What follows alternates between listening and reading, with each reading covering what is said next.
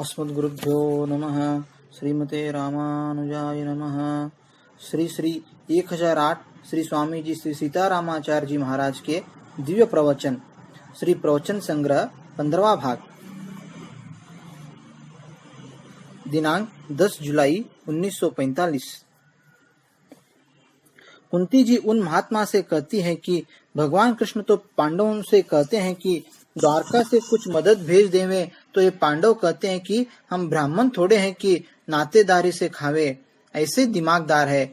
12 वर्ष का दुख जकड़ लिया है। प्रभु तो कृपा सागर है, सब कुछ कृपा करने को तैयार है, परंतु ये लोग अपने किए का फल भोग रहे हैं। बुरा कर्म अभिमान से किए हैं, अपने हाथ से ही अपना बुरा करने वाले को कैसे अक्ल वाला कहा जाए। भगवान की कृपा को भी छोड़ दिया तो इन्हें महान कष्ट ही भोगना है। प्रभु तो निरहेतु कृपा से सदा रक्षा करते हैं। दुर्वासा मुनि पांडवों को जलाकर भस्म कर देने के लिए आए थे। उस समय उस संकट से प्रभु स्वयं ही पधार कर रक्षा किए। वे महात्मा कुंती जी से कहे कि आपने बहुत अच्छा सत्संग ज्ञान हमको दिया, ऐसा सत्संग ज्ञान हम नहीं जानते थे। कुंती जी बताई कि भगवान सब नियम बना दिए हैं, उसी के अनुसार संसार का क्रम चलता है और कुछ भगवान अपने अधीन भी रखे हैं। पूर्व प्रारब्ध के अनुसार सब कुछ होता है, उसके भोगने में प्रार्थना काम नहीं देती। भगवान श्री रामचंद्र जी 14 वर्ष का वनवास करने का संकल्प कर लिए, बस फिर उसमें फर्क नहीं पड़ा। मित्र निषाद शहर में चलने के लिए प्रार्थना किया, परंतु रामचंद्र जी शहर में नहीं गए। सुग्रीव भी श्री राम जी से किष्किंधापुरी शहर में चलने की प्रार्थना किए, पर प्रभु शहर में नहीं आए। जंगल पर्वत गुफा में ही 4 महीने रहे। भरत जी भी बहुत प्रार्थना किए कि अयोध्या जी वापस लौट चले, पर संकल्प के अनुसार ही 14 वर्ष जंगल रहे। भरत जी की प्रार्थना व्यर्थ हो गई।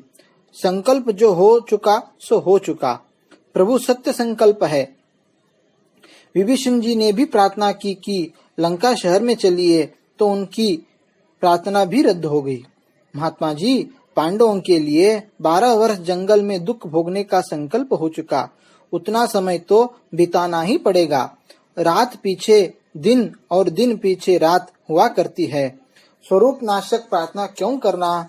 भगवान राम जी का संकल्प था कि देवताओं का दुख दूर करना है, इसलिए अयोध्या जी की राजगद्दी पर नहीं बैठे।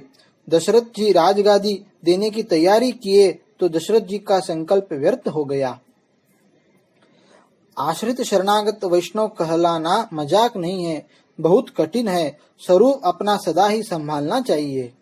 हमें यह विपत्ति कुछ भी विपत्ति नहीं है, क्योंकि वह मधुर मूर्ति श्याम सुंदर कृपा कर आते ही रहते हैं, दर्शन देते और रक्षा करते ही रहते हैं। घर के सब कोई मर जावे और स्वयं भी महाबीमारी से दुख भोगे तो क्या उस प्रीतम प्यारे पर प्रेम भर बना रहे, तभी ऊंचे कोटि का आश्रित वैष्णव बोला जाएगा। वे महात्मा जी एक समय में प्रभु मधुर मूर्ति हद से कृपा करके कहे कि ये बुआ जी, आपको जो कुछ वरदान मांगना हो हमसे मांग लो। तो मैं वरदान में विपत्ति होना मांगी कि विपत्ति की श्रृंखला न टूटे, क्योंकि यह जीव परम पद गए बिना और किसी भी उपाय से इसका छुटकारा नहीं है। यहाँ इस लोक के तो कुटुंब परिवार साथी लोग संपत्ति के और सुख के साथी हैं। विपत्ति में सब कोई साथ छोड़ देते हैं। भाई स्त्री माँ पुत्र आदि सब कोई वैरी हो जाते हैं। जब सब कोई हाथ छोड़ देते हैं तो ऐसे महान संकट के समय में वे अनादि के मित्र प्रभु साथ देते हैं। वे गर्भ में भी हमारी रक्षा किए। यह शरीर तो 5 मन लकड़ी पर जलने वाला है, चाहे मखमल के गद्दी तकिया पर सोवे या मोटे थैले पर सोवे, कोई लाभ हानि नहीं है। ये संसार की संपत्ति व्यवहार सब झूठा है। भगवान राम जी अयोध्या से बन जाने को चले तो अयोध्या के लोग भगवान राम के साथ प्रेम से संग हो लिए, मार्ग में अध बीच से वापस हो गए। भरत जी के साथ भी अयोध्या के बहुत से लोग गए थे। मार्ग में भारद्वाज मुनि के आश्रम पर स्वागत देखकर लुभा गए कि यहीं रहे तो राम जी, भरत जी और अयोध्या जी को वे लोग भूल गए। ऐसी इस जीव चेतन की बुरी दशा है। यहाँ पर थोड़ा सा सुख मिलने पर उसी सुख में यह जीव मोहित हो जाता है। हे महात्मा जी, प्रभु से कभी भी इस संसार में शरीर का, धन का, बेटे का, स्त्री का सुख न मांगे।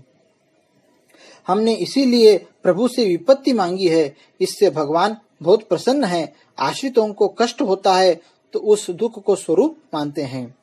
जैसे शौच होना शरीर का शोधक होता है। श्री विदुर जी इस संसार में बहुत गरीब और दुखी है तो क्या हुआ, प्रीतम प्यारे परमात्मा उन गरीब दुखी विदुर जी के यहाँ साग भाजी खाए हैं।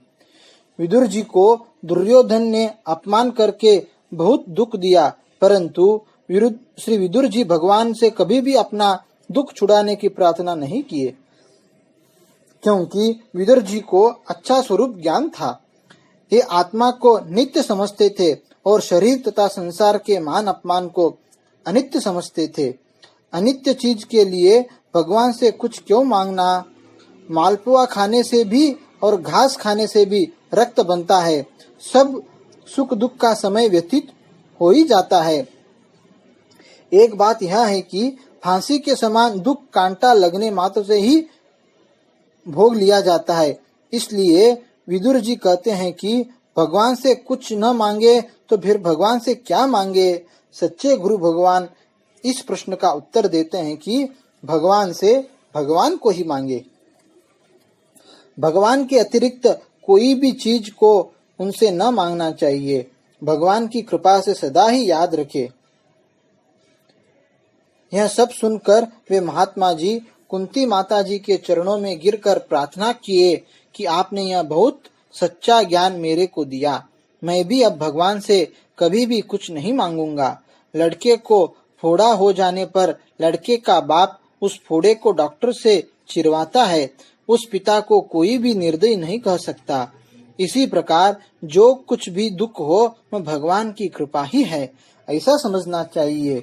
वे महात्मा कुंती जी से क्षमा मांगे और कहे कि मैं प्रतिज्ञा करता हूँ कि संसार की कोई भी चीज भगवान से कभी भी नहीं मांगूंगा। ऐसा कहकर महात्मा जी पधार गए और कुंती जी भगवान के ध्यान में मग्न हो गई। श्री लाल जी का मंगल हो।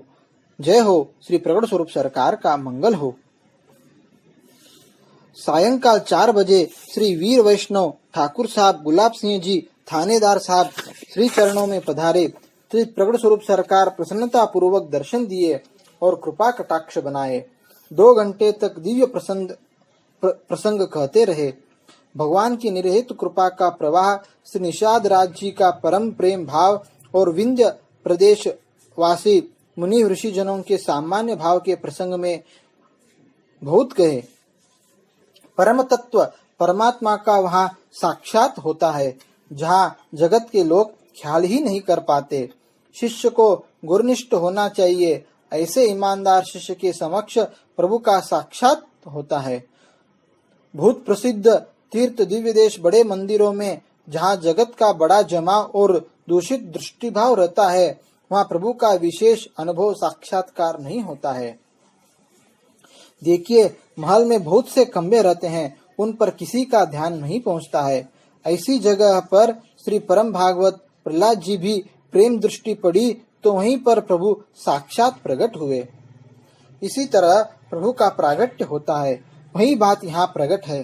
कटनी एक सामान्य स्थान है, कोई बड़ा तीर्थ अथवा बड़े मुनियों के रहने का प्रसिद्ध स्थान नहीं है। ऐसे उस एकांत स्थान में किसी प्रभु के प्यारे की कृपा दृष्टि पड़ने से आज भगवान साक्षात अपना रहे हैं। जहाँ पर बहुत जपिया तपिया संयमी महात्मा कहे जाने वाले लोग रहते हैं, वहाँ दृष्टि पड़ती है तो प्रभु का अति सामान्य भाव ही रहा करता है। परंतु श्री शबरी जी, श्री निषाद जी, श्री जटायु जी पर लोगों की विशेष दृष्टि नहीं थी तो प्रभु का साक्षात विशेष भाव वहीं पर प्रकट हुआ। श्री जटायु जी तो जितने प्रेमी भक्त परम भागवत आज तक हुए हैं, उन सबसे ऊंचे कोटि के हैं। जटायु जी तो साक्षात प्रभु के सम्मुख ही चतुर्भुज स्वरूप प्राप्त करके परम पद पधारे। ऐसी प्रभु की कृपा उन बड़े कहे जाने वाले ऋषि मुनियों पर नहीं हुई है। श्री निषाद जी को भगवान के प्रेम में करुणा सहित अश्रु आते थे, वैसा प्रेम उन सब ऋषि मुनियों को नहीं है। यह प्रसंग श्रीमुख होते समय 2-4 बार प्रभु के साक्षात प्रागट्य का दिव्य का सुगंधमय प्रवाह चलता रहा, किसको कई बार अनुभव किया गया। श्री कृपा की जय हो। श्री स्वामी जी का मंगल हो। श्री लाल जी का मंगल हो। जय श्रीमन्नारायण।